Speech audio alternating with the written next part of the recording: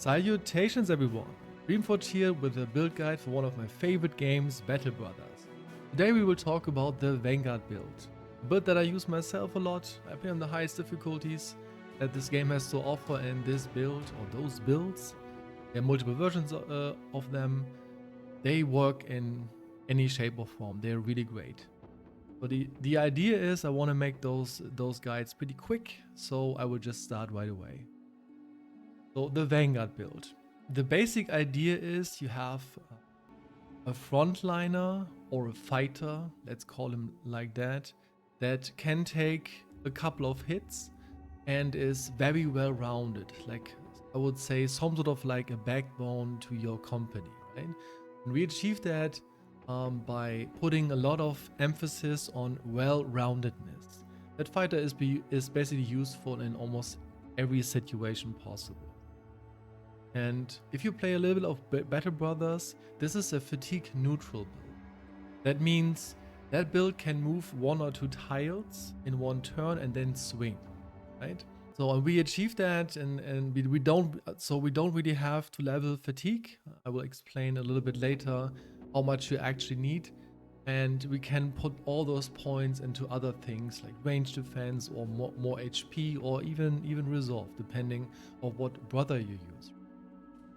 So the skill points are kind of follows. You take Colossus pretty early, so that brother survives actually. This is a brother you want to keep, so there's not like a fodder brother that can die, I don't know, at day 30 or something. You want to keep him, so you kind of want to play it safe with him, right? Then you want to take Pathfinder, Gifted kind of early on to boost like the stats. I really like Quick Hands, so you have like the option of switching to a weapon that is can hit like 1 tile away. Then you take, of course, the Mastery, and this is kind of tied to what weapon you want, right? If you have a brother that has like extremely high fatigue, you maybe don't really need that unless you play mace. But I really like the 2-handed mace, taking them. But of course you can take the axe if you like axes, or even like a hammer. This is like a rough idea. Those are kind of like how endgame gear could look like, and you always have like the counterpart, like the range weapon, like the pole mace, the long axe, and of course the pole hammer. And then we go further into the tree. I have Underdog, because it can happen that your Vanguard gets attacked from like maybe 2 or even 3 opponents, so they don't get like additional chance to hit. Then of course we take Battleforge, because we wear like very heavy armor. And I personally like Fearsome. I think this is one of the strongest perks in the game that basically gets like an extra check if you hit somebody and make HP damage. So the chances that your enemies rout earlier is higher, and a lot of fights are just easier with that. And now maybe you think like, why do you take Eyebrow or Anticipation? I like to take this because this prevents your bros from getting critically hit to the head and then they die very fast. This basically prevents that, the one-shots basically. That Vanguard is even more durable. And I like to take Anticipation as like some sort of like the final perk.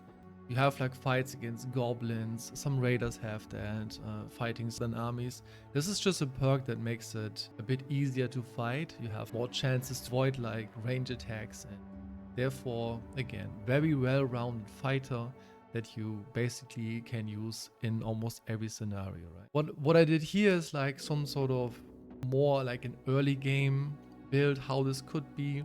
Again, you wanna have them survive, and what I do, like I give them like normal armor, you know, of course a dagger for daggering down, and most of the time I give them a shield, so they survive.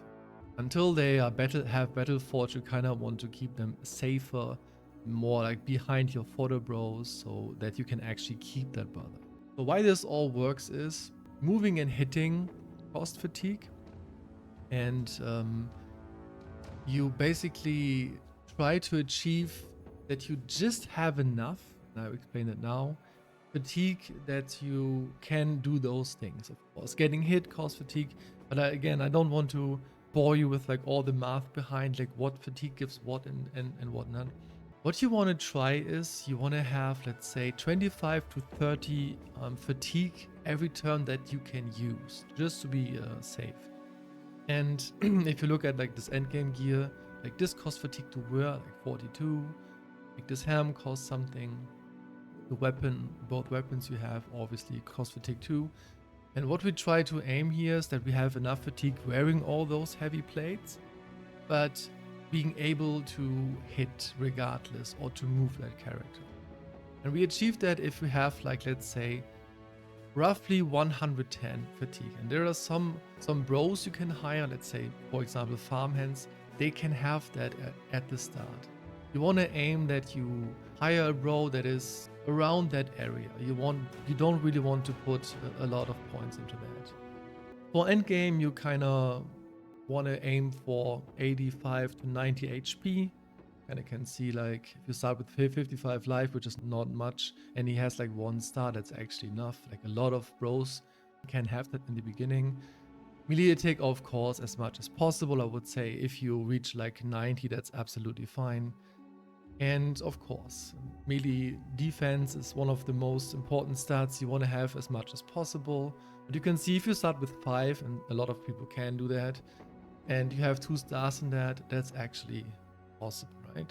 And what I do when I level them, especially if I have a lot of HP, like some farmhands have this, for example. Yeah, farmhands are very good bro to hire. I put range defense points. I sometimes just pick that to be sure that this fighter, this Vanguard, is well rounded and that he can endure like a couple of hits and actually dodge some of those pesky goblin arrows with poison. So we're almost at the end of this guide. What you can do, of course, I mean, if you would use axes, then you wouldn't take this, and you would take this, for example. Also, I mean, it's an axe wielder. There's just, or hammer is basically the same here. You would just use like hammer mastery then, obviously. But it's very important that you take the mace mastery always when you use maces, because then the chances of stunning is not like diminished. You really wanna take this with you, basically. Okay, so if there's anything left that I didn't explain, maybe that was too quick. It's just like a quick format that I try to do here. Then ask any questions in the comments, and I see you in the next build guide if you want. Have a nice one, folks.